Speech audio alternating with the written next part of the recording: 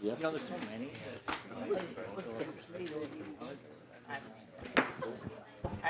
I call the meeting of the Minnesota House of Representatives Higher Education, Finance and Policy Committee to order. Member, please take your seats, and we will be continuing to pass out the original copies for all of our members of the regent candidates that have been moved forward. There is a quorum present, and I wanted to ask if anybody wanted to move the minutes from yesterday.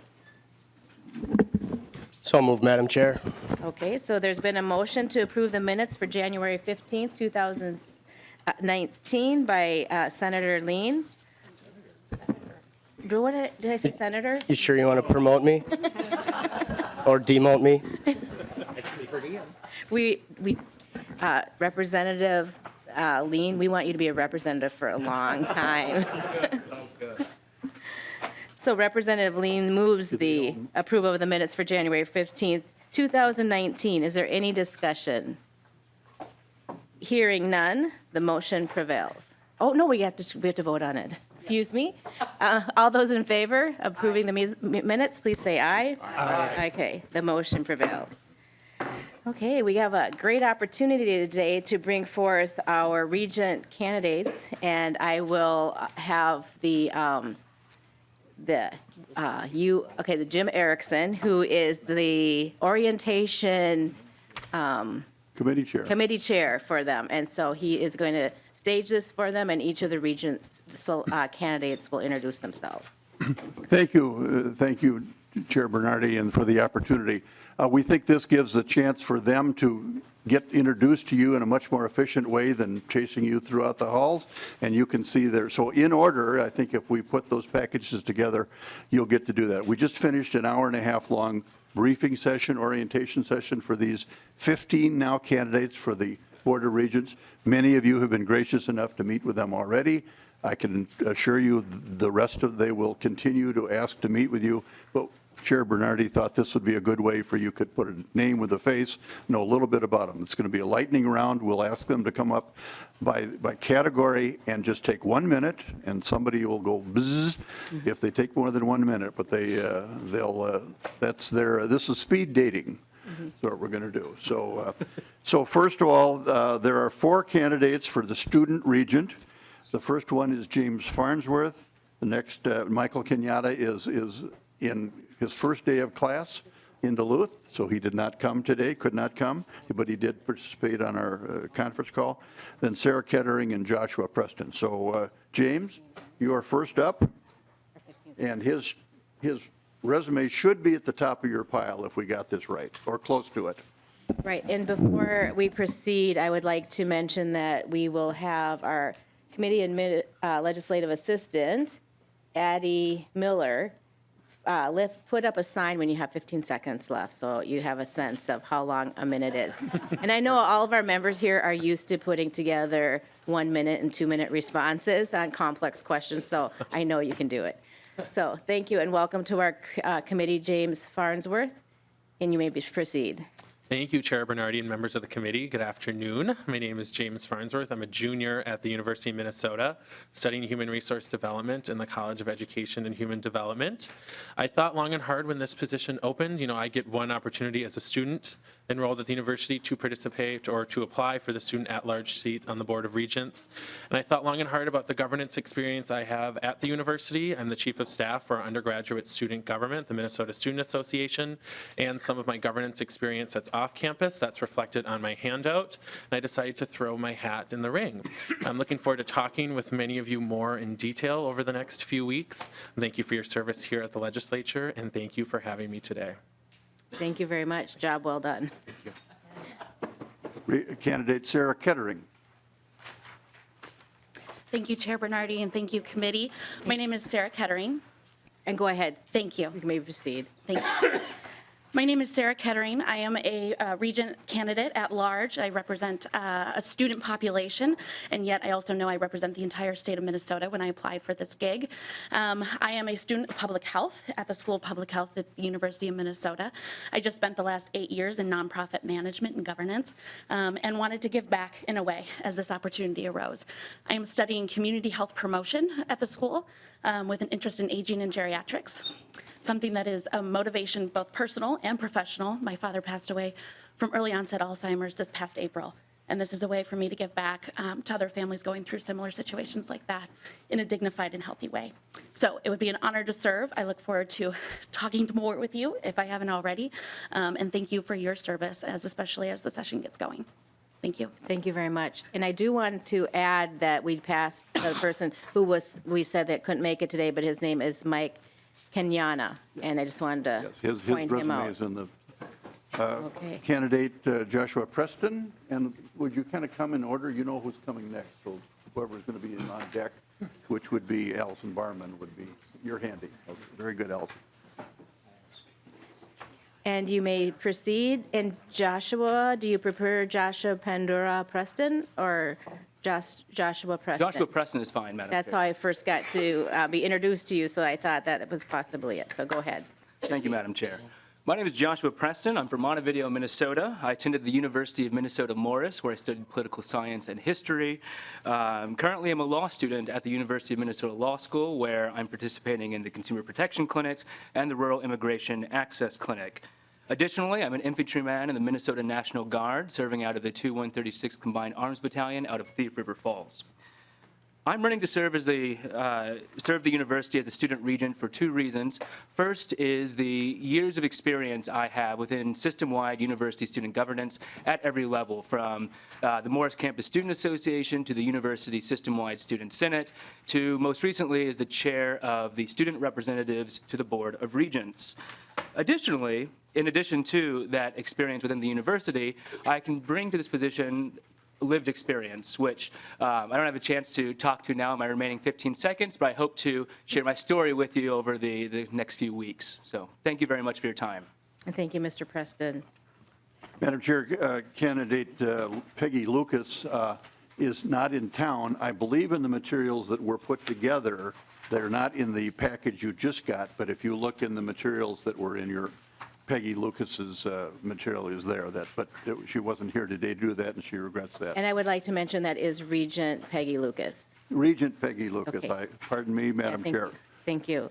Okay, well, welcome to our committee, Allison Barman, and you may proceed. Great. Thank you, Chair Bernardi. Thank you, representatives, for your service and for the opportunity to say hello today. My name is Allison Barman. My current day job is the Strategy and Learning Vice President at the Bush Foundation here in St. Paul. Previous to that, I worked with the Itasca Project, a group of CEOs and civic leaders working on economic competitiveness. I've been a strategy consultant and an engineer.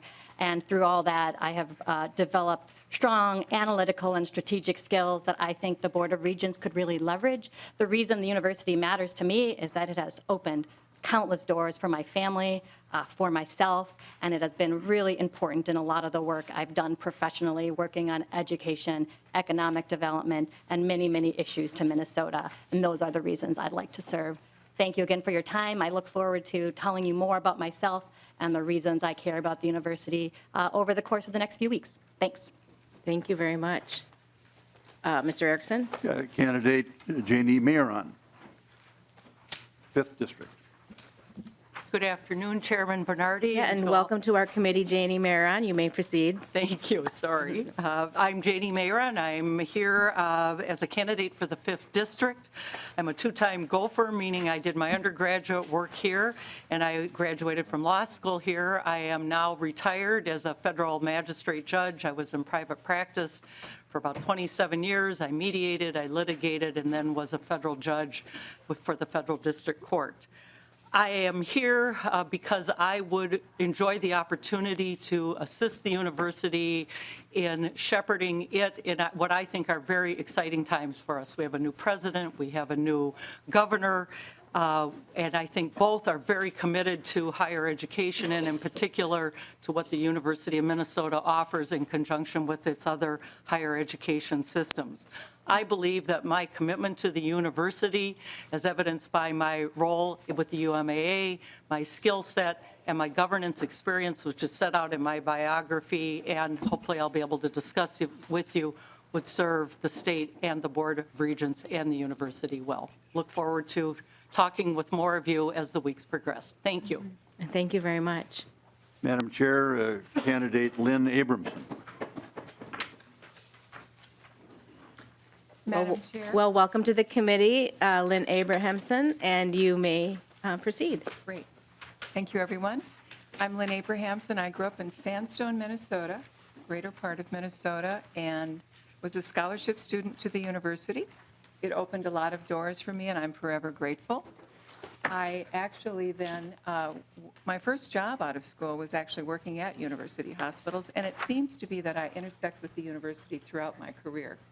So after spending some time there, I did get an MHA degree. I became a hospital administrator, had a long career as a business leader in healthcare. At one point, I actually worked on the integration team between Fairview and the university. So I believe my skills based on that healthcare expertise as well as long years in boardrooms as a board member or as a CEO would serve me well because I do have that experience. I would very much like to serve, and I would be just ecstatic to be serving with the first university president to support her. The last thing I'll leave you with is when I first got the call to ask me if I would be interested in doing this, I was doodling on a little sheet of paper, and I realized later I was doodling my number, which was my student ID. So I remember my student ID number, so it's strange. And I evidently have 15 seconds left, but I look forward to seeing everyone. Thank you. Thank you very much. Mr. Erickson? Madam Chair, candidate Susan Adams Lloyd.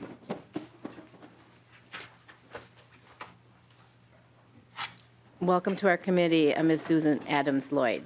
You may proceed. Thanks, Chair Bernardi. Good afternoon. I'm Susan Adams Lloyd from a family of 4 generations of Gophers, and I'm also the CEO of Better Business Bureau, a statewide organization and largest business association in the upper Midwest with 7,200 members.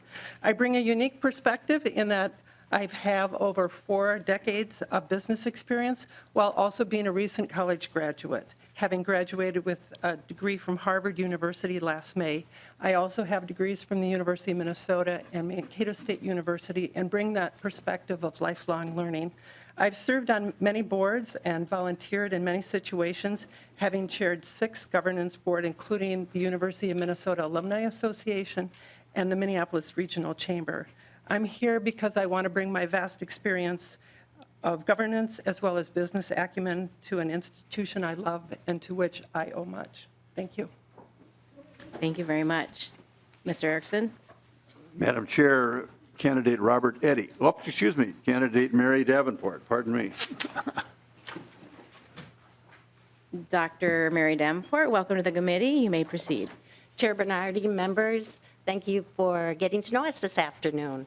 I'd like to offer 3 highlights as to why I would make an effective regent in promotion of the University of Minnesota and their mission. First, I have over 30 years of higher education experience and experience in higher education governance. Second, I have visited every campus of the University of Minnesota and Minnesota State and have seen the amazing accomplishments, promising practices, and yes, the challenges. I have a wide and deep lens for higher education, not just in Minnesota, but through my national engagement and international as well. And third, and this is really the bottom line, I have a passion to enable student success and to build opportunities throughout Minnesota for our students. And I have the successful track record that demonstrates that. Thank you. Thank you very much. Mr. Erickson? Madam Chair, candidate Robert Eddy.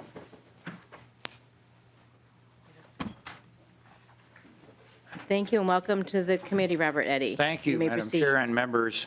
My name is Robert Eddy. I'm from Big Lake, Minnesota. I'm a University of Minnesota engineer, retired now, which means I'm only on 3 boards as compared to what it was when I was working. But thank you for having me here today.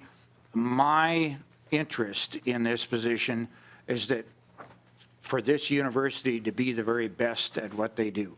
It is my university. It is our university from the standpoint of the state of Minnesota, the citizens of the state of Minnesota. And for 6 of the people on this committee, it is our university also. We do some things right. If you look at my talking points, we do some things right. And I've got a few of them listed there, both in rank of one of our schools, CFANs. We do some things that need improvement, and that's quite frankly why I'm here. Some of our class ranking, or college rankings, excuse me, some of our facilities, et cetera, and that's where I would like to contribute, is to bring our standards up.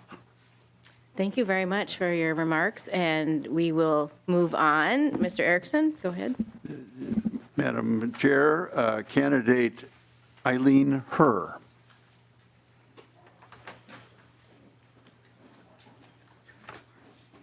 Madam Chair. And welcome to the committee, Eileen Herr. Thank you. Madam Chair, members of the committee, my name is Cowley Eileen Herr, and I'm very honored to be here to ask for your consideration and your selection to the Minnesota Board of Regents. The university touches on the lives of each and every Minnesotan in one form or another, whether it's through direct education or through the use of its services, programs, and the knowledge that it has gained through its research. I am driven and so passionate to serve on this board because there is an education attainment gap for students of color, for poor students, and disabled students. What drives me is I want to see success. I want the University of Minnesota to be the very best that it can be, and that it serves all students, that it educates all students, and it puts them on their path to success. So that's why I'm here. I want to ask for your support, your consideration, and your vote. Thank you so very much. Thank you for your remarks. Mr. Erickson. Madam Chair, Regent Dean Johnson is out of town and sends his regrets and was not able to be here today. Next is candidate Bill Luther. And welcome to the committee, Congressman Bill Luther. I think once a congressman, always referred to as a congressman, correct? No, I'm a candidate today. Okay, okay. Go ahead. Yeah. Chair Bernardi, members, it's nice to see all of you. I live in Minnetonka. I grew up on a dairy farm, Fergus Falls, Minnesota. We had parents that never had the higher education opportunity. There were 4 of us in our family. I received both of my degrees, engineering and law, from the university. And in our small family of 4 children, we got 7 degrees from the University of Minnesota, which may explain why I'm so passionate about the University of Minnesota and why I'd like to see, why I focus on access and affordability and want to make sure that other families have the same opportunity that we had. I have a broad range of experience in life, business, law, mediation, but not the least of which is serving 20 years here in the Minnesota legislature and 8 years in the United States Congress. I want to now, at this point in life, take that experience that I have for the benefit of the University of Minnesota to make it the best institution it can be. Thank you. Thank you. Mr. Erickson. And our final candidate appearing before you today, Madam Chair, is Sandy Weiss. Welcome to the committee, Sandy Thank Weiss. you. You may proceed. Thank you for the opportunity to introduce myself to you today. I'm Sandy Weiss, and I'm here because I believe I have 3 strengths that I believe I would bring to the role of regent. And those 3 strengths are my business and financial background. I've worked for 3 large Minnesota-based companies, and in that I've learned a lot about what the university brings to the state of Minnesota. In my current role, I've learned about workforce shortages, and I've also worked about students not being prepared for the jobs of the future. So I've seen that firsthand and deal with it day to day. I've also worked in state and federal government, so I understand state budget processes, and I've worked directly on federal research contracts. The U last year received $793 million in federal research contracts. And finally, I've spent more than 20 years on University of Minnesota boards. I've chaired the Alumni Association. I was one of the first women on the men's athletics board. So I love the U, I'm dedicated to the U, and I'm passionate about it. Thank you. Thank you very much. Madam Chair, Mr. thank you for the opportunity to present these. I think it'll save a great deal of time of theirs, and you can get to the core. I'm happy to say this is my 10th time on the Regent Candidate Advisory Council, and this is an outstanding group of candidates that you have, and you have a very difficult job in these days and weeks to come. And I don't want to leave without thanking you, Chair Bernardi, for the 30 hours of time you spent with the RAC last week, coming to the conclusion that these were the highest level candidates. I think you see they are, and good luck to you, and I hope you will all grant them the courtesy of seeing them when they call your LAs and schedule meetings. I think that's how you can make the best decision for this very important task that you have now. Thank you again, members of the committee and Chair Bernardi. Thank you very much. And I want to thank the Regent candidates for putting their names out and their willingness to serve. I know it's quite an adventure, and I think you probably are enjoying lots of it and maybe not so much other parts of it. But we do thank you for your willingness to serve in our state. And if it's not this time, it maybe is next time. It's very competitive, and thank you so much for wanting to serve our state in this way. Okay, so we have on the next part of our agenda, we are going to move towards a presentation by Nathan Hopkins, our House Research, and Kevin Savory from our he's a fiscal analyst. They will here to present an introductory overview of higher education finance and the funding mechanisms for the University of Minnesota. I believe Ken is the one that's going to be starting, and you may proceed. Thank you, Madam Chair, and members, again, for the record and the tape. Ken Savory, House Fiscal Analysis. I cover higher education here for the House. The goal of the presentation today will be about 20 minutes, and 3 main things I want to cover. I'll just go over some basic common higher ed terms and terminology, provide some overall perspective on higher ed's role in the state budget and the amount it makes up, and then share some data on some previous higher education bills that members can take with them and then think about and come back to Mr. Hopkins and I and ask questions. So in brief, it's always good to know as a committee member kind of what accounts are within the committee's jurisdiction. Here in the Higher Ed Finance Committee, we have 4 such accounts. As you can guess, the Minnesota Office of Higher Education, Min-State, the University of Minnesota, and then the Mayo Foundation's residency programs. Some common fiscal terms that are often used in the higher education landscape, particularly in this committee over the years since I've served it. One is just the phrase appropriation base, which members aren't familiar to the budgeting process. Here in the Capitol and state government, we use a base budgeting mechanic to assemble the budget. The appropriation base just simply refers to the amount of money that was in last year's bill that is now the base for where the committee will start considering financial terms going forward.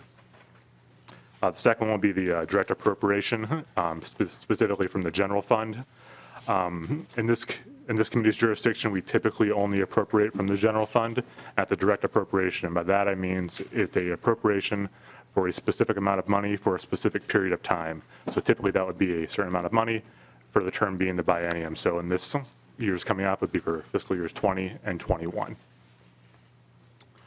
Another term would be the operations and maintenance appropriation, or more commonly termed by many of us here as the O&M appropriation. These are large monetary appropriations that go to both Min-State and the University of Minnesota that cover the operations of those universities and university systems.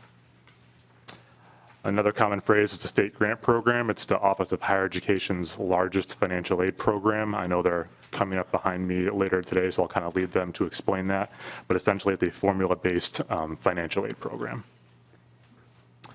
The state special appropriations are appropriations that are outside of the operations and maintenance. These deal mainly with the University of Minnesota's appropriation article in the Omnibus Higher Education Bill. They are appropriations for specific components of their budget. An example would be, say, for agriculture research and for extension services. Another would be for health sciences. And another one is a system special, which deals with the coordinate campuses or system campuses around the state.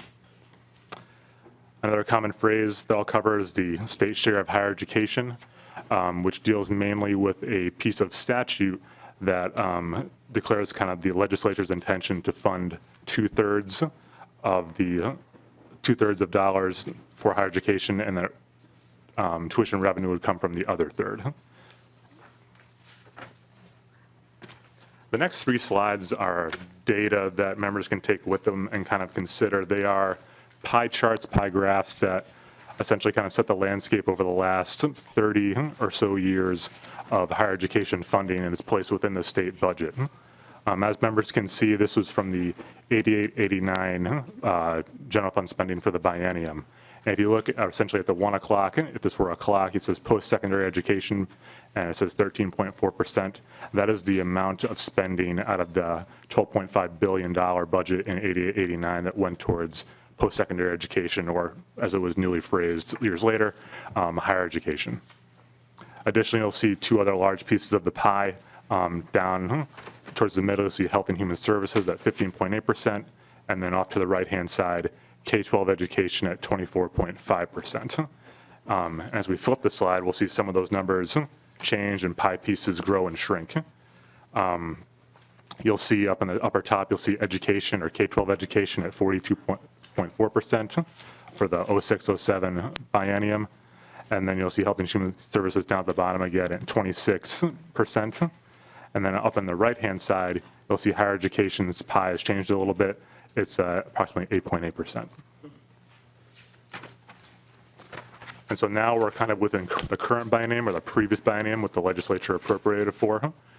This is general fund spending for the 18-19 biennium, and these pie pieces represent the old House committee structure. So you'll see in the upper corner, you'll see K-12 education in the 40% range, health and human services again going up a little bit, that pie piece in the 29% range, and you'll see off to the right-hand side, higher education at 7.2%. So as other pieces of the pie change and the state budget grows and gets bigger, pieces of the pie change, higher education's percentage within that pie changes as well. Yeah. We go on to the next slide. Here's just kind of a general bar chart of higher education general fund appropriations, kind of a history from 06 to 2019. And it just kind of illustrates kind of the peak point of appropriations, which is currently now in terms of dollars in this range that I've covered, and kind of seeing the good economic times happen, appropriations will increase, and as we leave or enter recessions, they will go down a little bit or rise a little bit.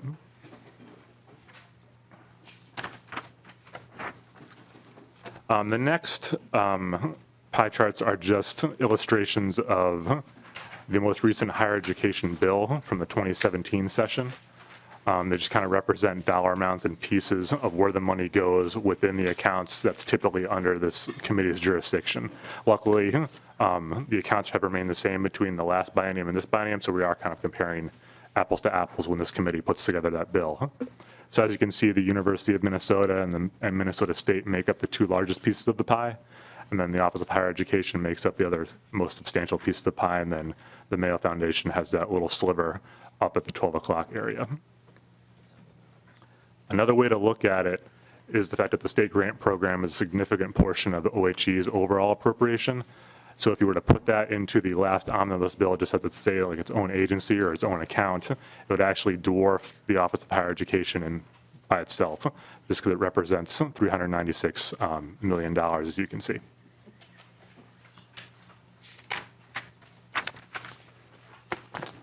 As I mentioned before, kind of a term that we use here in higher education, as from a legislative perspective, is the Minnesota Statute 35A.01, which makes reference to the intent of the legislature to provide 67% of the combined revenue from tuition and the state general fund appropriation to fund the other 33%.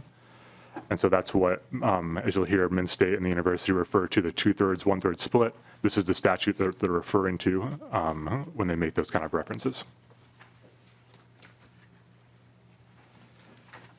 The next slide is a fiscal overview of the 2017 session. So this would be the most recent higher education omnibus bill that passed the legislature and was ultimately signed by the governor.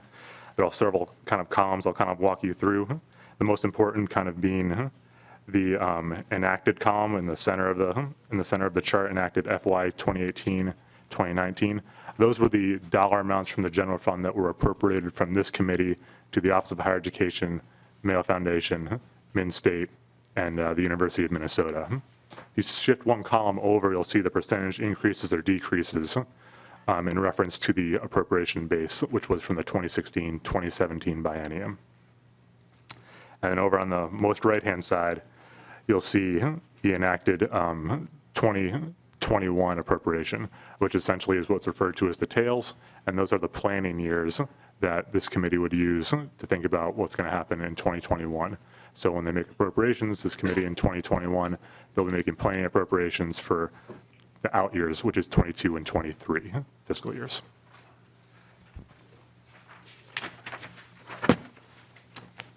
For a little context on members that haven't served on the Higher Education Committee or are new to the legislature, I just wanted to list off a few appropriations that happened in the last higher education omnibus bill. So from the 2017 session, Minnesota State received both a partial tuition free that both colleges and universities, which was an additional $91 million in campus support over the last 2018-2019 biennium.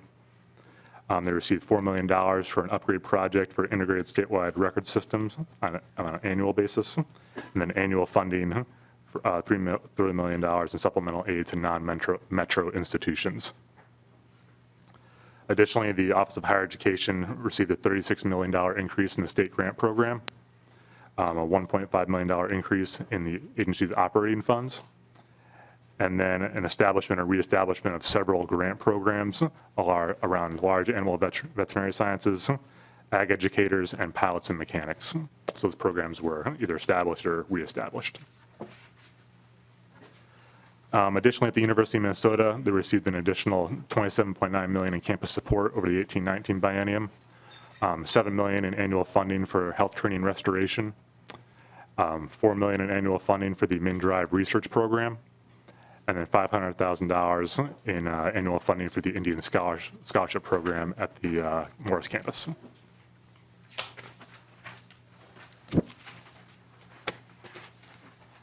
As members may or may not be aware, during the 2018 session, the higher education bill was part of the larger omnibus bill. That bill was vetoed by the governor and contained the following items. These items did not become law, but were in the bill themselves. Those items were $3 million for campus support from in-state, $150,000 in funding for ag educator loan forgiveness, and then $300,000 in additional funding for the Minnesota State Grant Program. These last two slides regarding financing cover the small bonding overview. This committee will likely hear presentations from both Min-State and the University of Minnesota about their bonding requests for this year, and then subsequently in the next legislative session when we come back, there'll also be bonding presentations from those institutions as well. The most common, one of the most common terms when thinking about bonding from a higher education perspective is HEAPR, which is the Higher Education Asset Prevention and Replacement. There's a statutory definition for HEAPR. Those projects must comply with that in order to be HEAPR eligible. Examples of those eligible projects are things like health and safety code compliance, ADA compliance, and air quality improvements. Additionally, institutions such as Min-State and the University of Minnesota can receive GO bonding for specific projects. These are securities backed by the full faith and credit of the state. If the state can't pay it, that means the state has to enact a property tax levy in order to make sure those bonds are payable. There's certain rules in which can be eligible for GO bonding. Those being has to be publicly owned, constitute a capital expenditure, and make sure those are for a public purpose. And as members may or may not be aware, these sorts of bills require a supermajority to leave the House and the Senate. And I'll close with just kind of some general comments on the budget timeline in which members we are kind of now part of.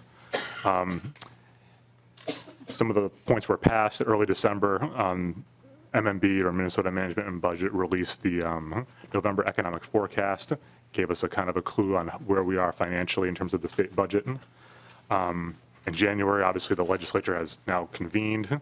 The governor will start working on budget recommendations because the new administration is a new administration. They received some extra time to get those budget recommendations off the ground. So we'll expect to see those recommendations by the third Tuesday in February, which I believe is February 19th. By the end of February, MMB will release the February economic forecast, and those will help to better inform the legislature and the governor as to where the state budget stands, whether it be surplus or a deficit. In March, the House Ways and Means Committee and concurrently Senate leadership will start developing budget targets. Budget target will be either a number associated with the higher education bill, and either it's higher above its base or lower below its base, so whether the committee has money to spend or must cut in order to reach that budget target. In the House, that is done through the Ways and Means Committee via a budget resolution. In April, we'll see omnibus bills leave the House floor, and then we'll start conference committee in early May.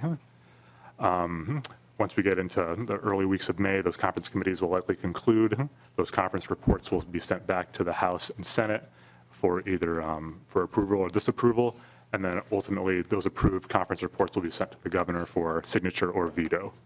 And then we will essentially do the whole process again in 2 years from a biennial basis, and from a supplemental basis, we'll come back and do this next time the legislature convenes. And here's just my contact information if you have any general questions about spreadsheets or kind of where we have been in the past or things of that nature. Happy to sit down with members and groups or one-on-one to talk more in depth or in general about whatever higher education finance topics you so see fit. And thank you, Mr. Savory. Okay, before we proceed, Representative Runbeck, do you have a question? Yes, Madam Chair, thank you. I think it's sort of quick. Just curious if the budget has sort of a standard response to student enrollment dropping, and what would that be? Go ahead, Mr. Savory. Madam Chair and members, in my experience and talking to, I imagine, Min-State colleagues and university colleagues would say the same, is that typically the economy is counter-cyclical in that when the economy goes down and unemployment goes up, many people, obviously, as you know, flood back to universities for retraining and new opportunities. And that could be a time when the state legislature may not be in session, and therefore we seem to be a little bit behind. We'll come back the next year, realize that there needs to be more enrollment, appropriate more, and then conversely, there may be some kind of mismatch sometimes with those appropriations, but generally they are responsive in that way. All right, thank you. Yes, thank you. Representative Quam. Thank you, Madam Chair. And in the view of time and the fact that they probably don't have the data, they presented good data. The representative asked a question about enrollment versus funding. It'd be nice to have similar charts that show, the 06 to 19 like you've got of enrollment, but on campus and online, so we have a better feel for, the distance learning effects. And then MMB, or no, it's admin probably would, building utilization and occupancy on the campuses, because when you're looking at renovating, it'd be nice to understand the actual utilization. And since I believe that they manage a lot of the buildings, or at least have input and analysis, that might give us a better idea of, when we look at that part of it. Great, thank you for those requests. And we'll have to figure out when the best time to bring that information back, unless we just, okay, I'm going to ask Mr. Savory here. Is it best to send that information to us, for you to send it to us as a committee? Or is there another time when we go into the budget that information is helpful? How would you recommend that? Madam Chair and members, I believe the question that Representative Quam asked will likely be covered in some capacity by the university and Min-State when they do their overall budget presentations. If it's not, I can also work with them to get you that data as if that information's not answered then. But that is a component of what they have presented in the past, just enrollment fluctuation and things of that nature. Right, thank you. And, excuse me, Nathan Hopkins, is there anything that you'd like to present now? Madam Chair, no, this presentation was just the money stuff, which is Ken's territory. Okay, gotcha, thank you very much. And this was meant to be an overview, and then the university and the different, University of Minnesota, Minnesota State will come back in and propose their budgets, but we have a lot of new committee members. If anybody else has any questions, feel free to ask right now. And I want to thank you very much for your presentation today.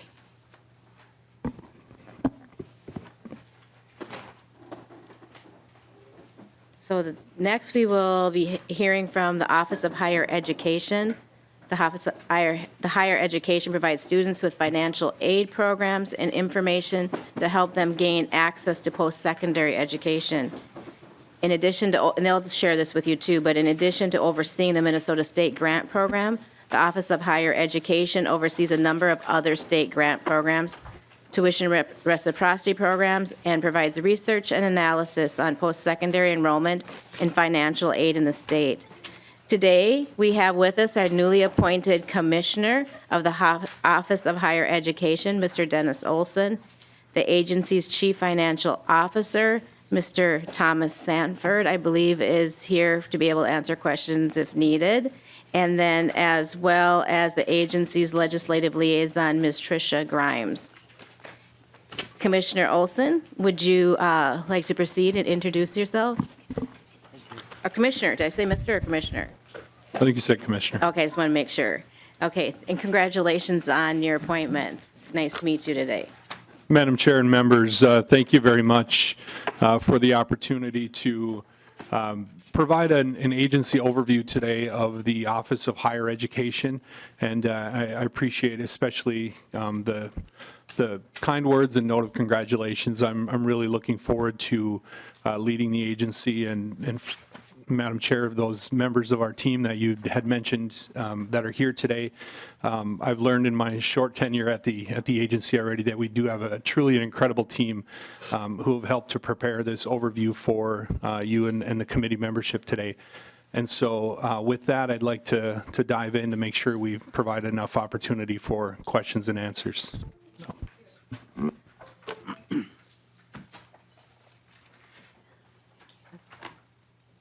Proceed as.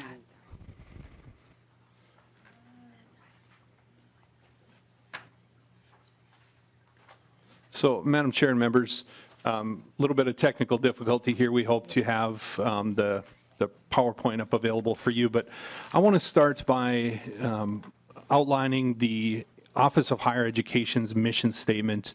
OHE has recently completed a strategic planning process and has resulted in a really robust mission that helps drive all of our work of the agency, and I'll just read that aloud. It's to support the pursuit and completion of higher education credential by every Minnesotan, regardless of race, gender, or socioeconomic status, in order to enhance our democracy, the state's economic vitality, and individual quality of life. And we do that mainly through six buckets, I guess, six opportunities. Primarily, and you heard representatives from House Research outline the importance of the Minnesota State Grant. That's the largest section of our appropriation. And we also have specific programs that help with post-secondary preparation, as well as to assist students who have entered higher education and have left for one reason or another to help reconnect, and that's the Minnesota Reconnect program, as well as self-loans, self-refi program, child care grants, and then those post-secondary preparation programs I mentioned, summer academic enrichment and intervention for college attendance program known as ICAP. And we'll dive into a little bit more of those with related data and appropriations when I turn it over to Ms. Grimes. Secondly, I want to reiterate that in 2015, the Minnesota legislature set out a specific goal, an attainment goal, And that goal is that the number of Minnesota residents aged 25 to 44 years who hold post-secondary degrees or certificates should be increased to at least 70% by 2025. So by the year 2025, having 70% of Minnesotans with a credential, either a certificate or a credential higher, for ages 25 to 44. Now, I had mentioned that includes certificate, associate, or bachelor's degrees, and that 70% attainment rate, this is important to note that it is for each race or ethnic group that is outlined by the goals set by the legislature. It also includes really important interim benchmarks of 30% and 50% by each race and ethnic group. And currently, and the report is soon to be released, Minnesota is estimated to now be at 61.4% towards moving to that 70% goal by 2025. There are 53.1% of Minnesotans that at least have an associate's degree, as well as 8.3% with certificates. The following slide has some data there related to our race and our racial and ethnic groups. And you can see this is where large attainment gaps persist and where we typically see those gaps that we know from K-12 to continue on into higher education. For instance, you can see our the all bar there, that is where we're deriving our 61% from. And there's ranges here because there's a margin of error calculated within. But you can see large gaps exist with American Indian students or Latinx students and Black students as well. And so we know that there's additional work to be done and resources to be targeted specific for those communities if we're going to reach our attainment goal set by the legislature of 70%. And with that, I'd like to, Madam Chair and members, if possible, transition to Tricia Grimes, who's going to pick it up from here and dive a little bit deeper into the data, programs, and related appropriations. Okay, and before we proceed with that, I wanted to ask you, Commissioner Olson, on page 3 of the PowerPoint, it talked about Minnesota's educational attainment goal. And you mentioned a number of things. Is that what, is there any more detail we can get on that, or is that just Minnesota's educational attainment goal? You told us, that's what follows on the next one? You were just highlighting what it was, and Correct. It's on Yep. page 4. I just want to make sure I didn't, because I felt like you listed a few things, and I wasn't sure if I missed them. Yeah, Madam Chair and members, that's correct. And we'll get into those specific programs that I outlined related to how we move towards that goal, or our plans to move towards that goal. Thank you. And Ms. Grimes, would you like to proceed? Thank you, Okay. Madam Chair. My name is Tricia Grimes. I currently work for the Minnesota Office of Higher Education. I'm actually back from retirement, filling in for the maternity leave of Nikki Oliver. But I worked for the Office of Higher Education for many years before I retired. And many, many years ago, I was a nonpartisan fiscal analyst working on higher education job, very similar to Ken Savory's. So this particular slide talks a little bit more about the what's happening that is behind those differences by race and ethnicity in the attainment goal. This is college participation rates, the percent of high school graduates who go on to college after graduating from high school. And you can clearly see that it varies quite a bit by race. It also varies by income. We use the whether a student received free or reduced price lunch in K-12 education as a proxy for income coming out of high school, and a smaller percentage of the low-income students go on to college than those who were not low income. So proceeding along to slide 7, we're looking at a slide that talks about college readiness and how it varies by race, English proficiency, and income. This is a measure of the percent of students that are taking developmental education courses, otherwise called remedial courses. They're courses necessary for them to advance in college, but the courses do not give college credit that will count toward graduation. And so you can see that, it varies by race. It's quite high amongst those with limited English proficiency, and also somewhat high amongst those receiving free and reduced price lunch. Moving on to slide 8 is the college graduation rates by race, ethnicity, and type of college in which the student is enrolled. So here, the navy blue bars are students at two-year colleges who graduated within 3 years of starting their education. And you can see that the percentages vary by race again. The green bars are those who attended four-year colleges and graduated within 6 years of starting their post-secondary education. So again, varying by race. And excuse me, Ms. Grimes, we do have a question, and I didn't preface this before. We're going to take this question, and I'd like to have you present the whole amount of information, because you may answer our questions, but if you don't, I would definitely want to have opportunity for our members to ask questions after the presentation. But I didn't give those ground rules before, so Representative Gomez. Thank you, Madam Chair. Just going back one slide to the college readiness, I'm wondering if there's a way to disaggregate the Black and Latino numbers and the limited English proficiency, like how much of that high incidence of not being ready for college is about language skills and how much is other things. You know what I'm saying? Madam Chair, Representative Ms. Gomez. We'll have to get back to you with that information. I don't have that right off the top of my head. So, Sorry. Ms. Grimes, you do have that more detailed information? I believe so. I'm not entirely sure. Okay, thank you. It'd be good to share with the committee. Thank you. Okay, proceed. We looked at the college graduation rates. Now, another legislatively mandated goal for the Office of Higher Education is promoting access and choice. Here we are on slide 9. The legislature finds and declares the identification of men and women of the state who are economically disadvantaged and the encouragement of their educational development in eligible institutions of their choosing are in the best interests of the state and of the students. And that goal has been there since 1971 and is one of the main reasons for the state grant program. Now, I'm not going to read all the words on this slide. Please don't worry. The office administers state financial aid programs, the tuition reciprocity agreements, some competitive grant programs, has a student and parent information campaign to try to make sure that people know what options there are available to help them pay for college, administers some federal programs, regulates private, for-profit and nonprofit post-secondary institutions, and does research and reporting. And a lot of the slides with bar charts that I've been giving you come out of our research team as part of our research and reporting function. I might also just stop to say that we use post-secondary to include all post-high school education, including career schools, trade schools, colleges, and universities.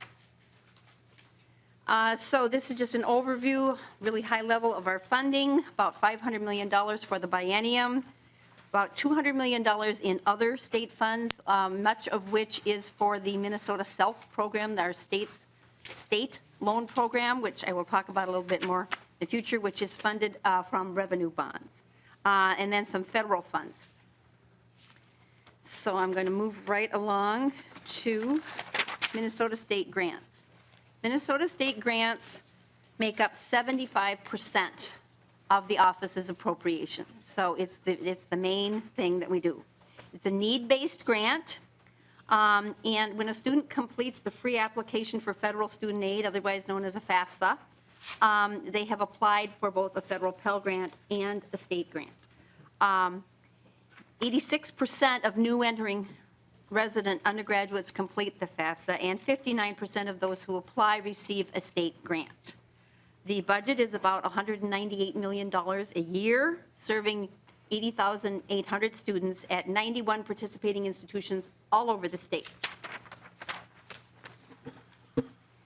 So the policy formula that underlies the state grant is called the Design for Shared Responsibility. So state policy determines the price of attendance. We start with tuition and required fees at the institution the student is attended, and we add on a living expense allowance, which is currently just a little under $10,000. Very frugal living expense allowance. And then we take that resulting price of attendance and share that responsibility among three payers: students themselves, families, and then taxpayers. And the taxpayer share is further divided between federal Pell Grants and state grants. So we cover as much as possible of the taxpayer share with the Pell Grant, using the federal dollars first, and then we kind of complement that with the state grant on top of that. So slide 15 shows state grant applicants. These are not recipients, these are applicants. And you can see that the vast majority of applicants are in the navy blue mountain that is the dependent students, those who are 24 or younger, and their parents. The other colored, which are mostly concentrated to the left side of the graph, are various categories of independent students, married, unmarried, with children, and without children. So slide 16 shows how the money goes out according to income. The green bars are federal Pell Grants, and the navy blue bars are Minnesota state grants. And you can see that the federal Pell Grants are pretty much concentrated going to families with students who, from the $60,000 or less kinds of incomes. The state grant is a little more spread around because the state grant kind of complements what the Pell Grant doesn't do. I think that's a little better shown on slide 17, where you can see the green part of those bars is the Pell Grant and the blue part is the state grant. And so they work together to help provide awards to the students, and the awards do decline as income increases. Slide 18 is a little bit of performance outcome thing. Throughout the income spectrum, the students who get a Pell Grant or a state grant stay enrolled at a higher rate than those who do not receive those grants. So the brown line is those who received a state grant, the blue line is those who received just a federal Pell Grant, and the green line is those who did not receive either one. So you can see that there's about a 12% difference from having state grant in staying enrolled from a first to a second year. Minnesota ranks 17th among the states in total funding, state grant funding to undergraduates. And then moving along to slide 20, on a per undergraduate basis, we rank 16th over there toward the right of the column. Now I'm going to move on briefly to other financial aid programs at the Office of Higher Education. I'm on slide 22, and I'm not going to read all of that in the interest of time. I'm just going to highlight 3 of those programs. I'm happy to answer any questions members might have about the other programs, but I'm not going to go into detail. The Indian Scholarship Program serves a little over 1,000 students. Minnesota Work Study serves about 10,000 students, helps students earn some money to support their expenses as they work while in school. And the Post-Secondary Child Care Grant Program serves a little under 2,000 students. So now I am going to skip ahead to slide 24. And again, I'm not going to read all the words on this slide. I'm going to highlight one program in particular, which is the Minitex and MinLink Library Technology Programs. This is almost $12 million in funding for the biennium. This is a statewide library resource for joint purchasing of electronic databases. So the state and the counties and the library systems save money.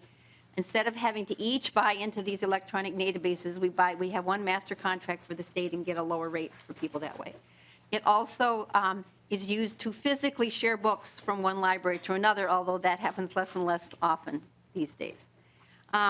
We have some other legislatively specified programs. I'm not going to go into detail on those right now because I would like to talk about tuition reciprocity.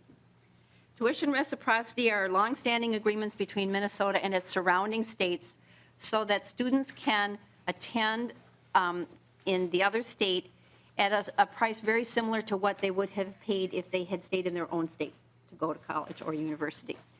The biggest numbers are the student flows between North Dakota and Minnesota and Wisconsin and Minnesota.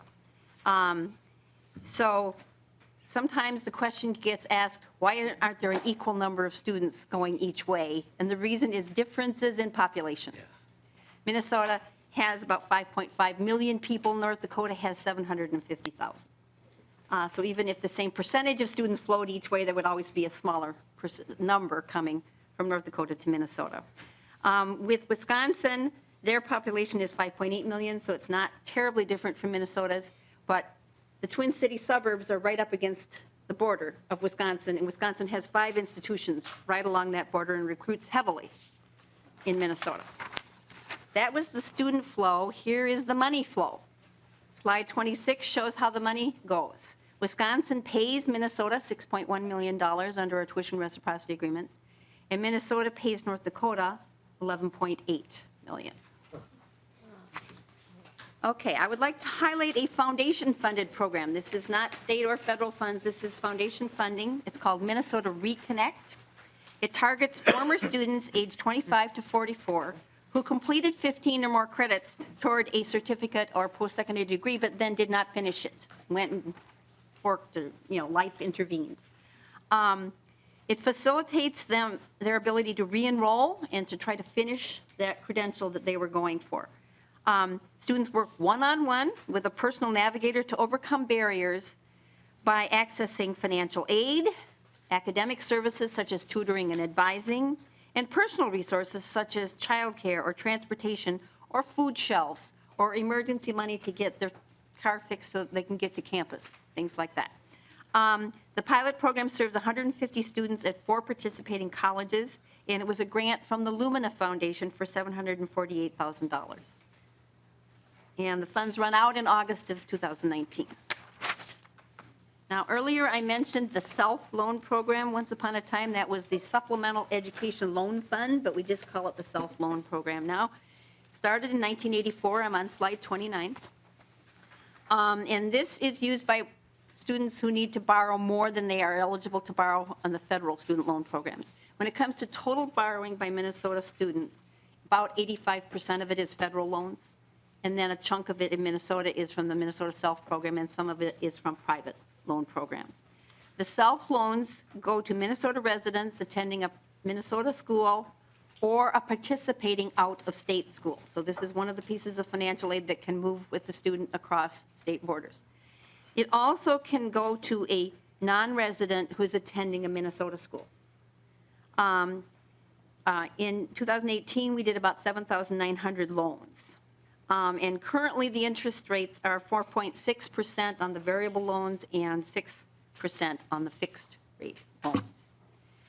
There was a lot of interest in the legislature in the last few years in refinancing student loans that are at higher interest rates, and we came up with what's called the Self-Refi program with the permission of the legislature.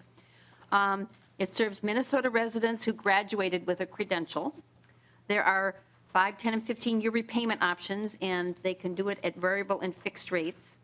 Currently, the variable rate is 6.05%, and we are serving about 900 borrowers right now with the refinance loan program. Borrowers refinance their student loans for several reasons. One is to change the length of the repayment term, maybe extend it out. One is to lower their interest rate. One is to consolidate multiple loans from different lenders. Many of the borrowers who use this program had what's called Parent Plus loans or Graduate Plus loans that were higher interest rates, considerably higher than the 6 to 7% that we offer.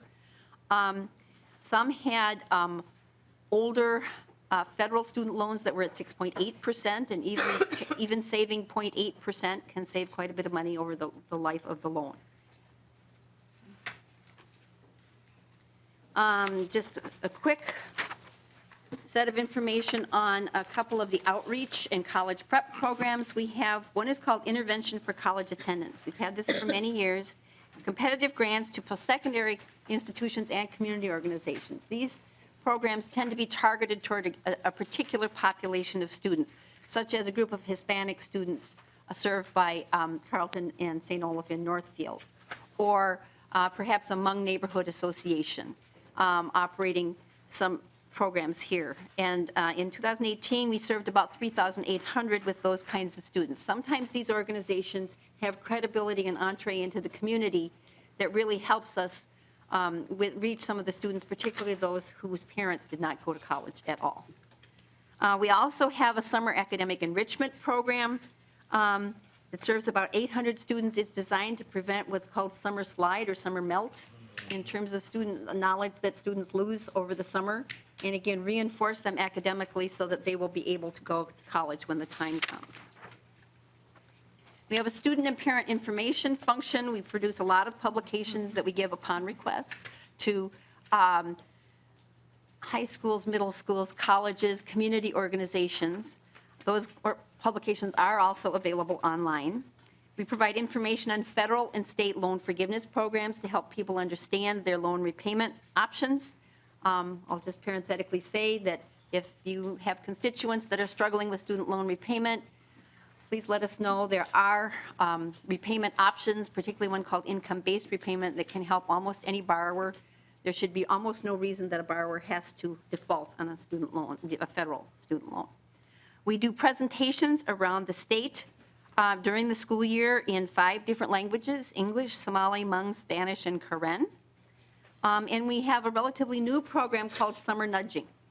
When a student is the first one in their family to go to school, sometimes they don't really understand that they have to apply before they show up at school, or that they have to go to orientation, they have to register for classes, and they have to go to the bookstore ahead of time and get their books. And the Summer Nudging uses text messaging and other social media to get their attention and try to keep them on track to do the things they need to do to attend college. And then we have the largely federally funded Get Ready, Gear Up program. Now, this program is called Gear Up federally, but it's really modeled after Minnesota's program, which we call Get Ready. Our program was older than the federal program. The federal program imitated our program. Again, it's college and career readiness to services to students and families from low-income background and communities of color. We work with school-wide capacity building, helping a school do a whole range of activities that increase students' knowledge that college is possible and that it's possible to pay for it. And we have quite a bit of outreach to greater Minnesota in this. Currently, we're serving 3,500 students in 6 schools, and we're set to add another 8 schools shortly. And then we have some flow-through money from us on spinal cord and traumatic brain injury research and concurrent enrollment. Now, what is concurrent enrollment? Concurrent enrollment includes post-secondary enrollment options, college in the schools, and other places where high school students earn college credit while attending high school. This particular program is designed to encourage high schools to offer it in career and technical education. And fairly quickly, post-secondary institution regulation. This is regulation of the for-profit and not-for-profit post-secondary institutions for consumer protection. There are kind of 3 pieces to this that each have equal responsibility. The U.S. government, through the Federal Department of Education, has responsibilities. Our agency has responsibility, and there are 36 non-government accrediting agencies. Now, some of you may in the past have heard of North Central Association accrediting campuses. Nowadays, it's called the Higher Learning Association, but that's one of those accrediting agencies, and the one that's most frequently used by institutions in Minnesota. We register and license private institutions to operate in Minnesota, which means we approve their curriculum, monitor their financial viability, advertising and recruitment practices. And that regulation is funded by fees that the institution pays, not from the general fund. It's funded by fees the institution pays. We also work with students to resolve student complaints, and particularly when a school closes, and the ones that close are usually for-profit schools, although sometimes they are not for-profit schools. We help develop transfer pathways so that students can continue their education, particularly if they are in the middle of their education when a campus happens to close. We have 30-plus mandated reports that are done by the research team on various of the things that the legislature has asked us to report on.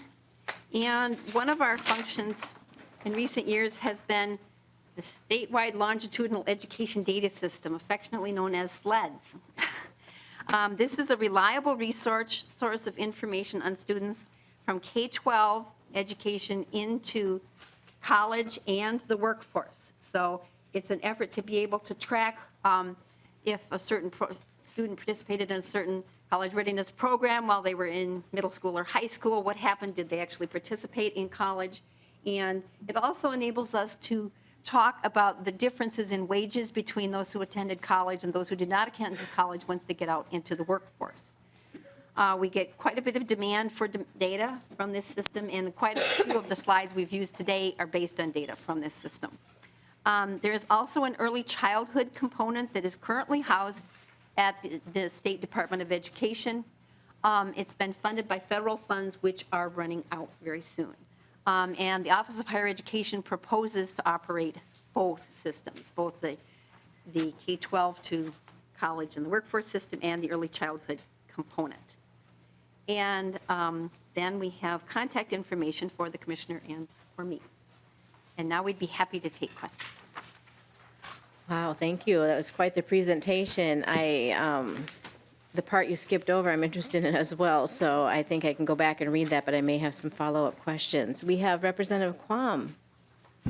Thank you, Madam Chair. And looking through the slides, slide 8, the graduation rate seems to be parametrically constrained to a smaller population. Looking at the data on 5 and 6, those two slides appear to be a more global population. And I'm coming up with American Indian is 52% that obtain a certificate or higher degree. Asian is 90, Black is 57, Hispanic is 55, and white is 93. Do you have better, more global, not constrained data so that I don't have to extrapolate from the previous slides? Madam Chair, Ms. Representative, Grimes. if you look back at slide 5, that is data that is any kind of a higher education credential, a certificate, a 2-year degree, a 4-year degree, or beyond, and that's based on census data. So that is more inclusive, where you wouldn't have to add them together. Yes, Representative Madam Quam. Chair, that's why I said it was more global and less parametrically constrained than the one on 8. The idea that, I assume we're past the point of where higher ed is just a bachelor's, master's, et cetera, and that for the workforce that we have to provide the skills for, many of the certifications, which some are equivalent to a master's level, that might be good to have a more global and less constrained. That's why I was curious if that was more available so we could get that larger picture. And then looking at slide 15, if you look at a relationship to age and the independent, it might give us a better idea because this is, some of these groups and the independents could be anywhere from, the 20s to their 40s or 50s. And then that would help understand some of the dynamics because support structures for the 20-year-olds and 30-year-olds and 40 and et cetera would be slightly different. And some of the mechanisms and flexibilities that would be provided or could be provided are different. So if you had this disaggregated and formatted with, basically the same thing, but you've got it by decade, that might give us, something might pop out that would be useful in what we do. Madam Chair, Ms. Grimes. we do have quite a bit more detailed information on enrollment by age and gender and race ethnicity, and we can provide more information to you. We're happy to do that. Madam Chair, if I may, earlier there was a question asked about enrollment over time. Yes, go ahead, Ms. Grimes. And the slide that I currently have up, I hope you can see it, shows enrollment over time. The top line is total enrollment of all different kinds, at all different kinds of schools, so that you can see that it kind of, going from 2001 to the present, it kind of peaked in 2009 and 10 when we were in the recession and lots and lots and lots of people went back to school to try to upgrade their skills while they were not able to work. And in the fall of 2017, it was nearly 262,000 altogether enrollment. This is undergraduate enrollment. And then the lines below are a little harder to see because of the scale, but we have that data in detail by sector, by type of school. Ms. Grimes, I do have a question about that. Is that in the packet, or is that something you can send to us? That is something we would have to send to you, Madam Chair. And Representative Quam, we have a number of people on the list. Is this a quick follow-up question? Right, since Okay, I Representative had Quam, yep. I had the question about the enrollment, if the additional breakout of on-campus and remote or online was in there, that would help us understand, again, some of the specific costs and structures. Okay, thank you. Representative Zhang. Thank you, Madam Chair. I just had a question on the SLEDS system. Is there like a endpoint in which they stop collecting data? Do they stop once the students enter the workforce? Madam Chair, I will Ms. have Grimes. I will have to get back to you on that. I know they track them for at least 5 years into the workforce. I'm not sure if they track them beyond 5 years, but I think we keep tracking them. I'll have to get back to you. Ms. Grimes, yes, get back to us on that one. And Representative Vang. Thank you, Madam Chair. So I'm looking at the slide 34 on page 17, and I just have a quick question about outreach and college prep. Does the office partner with community partners such as College Possible and TRIO? Madam Chair. Ms. Grimes. Representative Vang. Yes, we particularly, there is an appropriation that we pass money along to College Possible, flow-through money, so to speak, from a state appropriation that goes through our office to College Possible. And we also do partner with quite a number of community organizations at colleges and some nonprofits to try to make sure we reach the students, particularly those whose parents didn't go to college and those who are low income. Okay, Representative Lilly. Oh, thank you, Madam Chair. And Ms. Grimes, I just have a question on slide 20, and it's comparing other states to us, and I'm just curious, that just kind of screams out to me. What's South Carolina and Georgia, and what are they doing? How are they doing it? Why are they doing it? You know, kind of a thing. Why are we, it just seems like we're really far off the mark there. Ms. Grimes. Madam Chair, the short answer to your question is lottery funds. South Carolina and Georgia had relatively new state lotteries within, I'm guessing, the last 20 years, that they used, and they dedicated quite a bit of the lottery funds to funding per student post-secondary education. In Georgia, it's called the HOPE program. I don't know if you've heard of the Georgia HOPE program, but that's basically one of the reasons their spending is so high. And the Georgia HOPE, some of those programs in other states are not need-based programs. They go to all high school graduates that have a good grade point average and meet certain requirements. They are not necessarily need-based, yes. Representative Lean. Thank you, Madam Chair. On your enrollment numbers up there, Ms. Grimes, does that come from the schools themselves, or is it from applications for aid, or where exactly do those numbers come from? Madam Chair, Representative Lean, we have a enrollment reporting system. The campuses report to us on each individual that is enrolled at their campus every fall. Then we go to quite a bit of trouble to separate that identifying number from anybody who could get at it in order to maintain data privacy. But then that is how we get those enrollment numbers, is that they report to us on each individual student that is enrolled.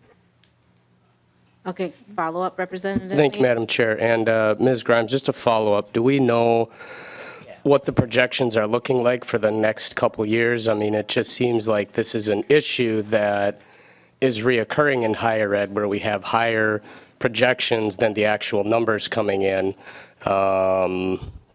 Leads to some campus difficulties. They're expecting tuition dollars to come in. They're not there. The state, is definitely not hitting this 2/3, 1/3 ratio. So it just kind of creates some confusion. So it's something I'd like to see, and I know I heard you say it's at the campus level where a lot of these numbers come from, but if we could kind of dig into that and get more accurate projections. But do you know what some of these numbers are looking like for the next couple of years? Ms. Grimes? Madam Chair, I do not, off the top of my head, I am sorry, but we can get back to you on that. And if the committee decides to have the office come back and dig more deeply into the state grant program, we do ask the campuses to project their enrollment for the biennium for us as we calculate what we think the state grant program will spend. And so we do have somewhat more detailed information on that. I just don't happen to have it in my head right now. Thank you, and I have a couple questions as well. One of my questions is on the state grant program, I would like to see a chart that shows the distribution of people at different levels of income of the state grant program money that's available, how much of it goes to the different income levels. I don't think that graph necessarily shows it, and maybe I'm just not reading it correctly. Madam Chair, we tried to portray that in the one on 16, slide 16. Okay. But we certainly can provide more detail on that. Right, yes, thank you, and maybe we can meet on it. I'm very curious about who we often think of it benefits lower income people, but it possibly could go to higher income people. That's what I'm trying to Madam get Chair, at. Sometimes we get questions about the recipients that are from the $100,000 or more category. There are not a large number of them. It's about 4% of state grant recipients. And those tend to be families that have 2 or more children in college at the same time. And they tend to be families that are going to the University of Minnesota or private colleges, so they're going to more expensive schools.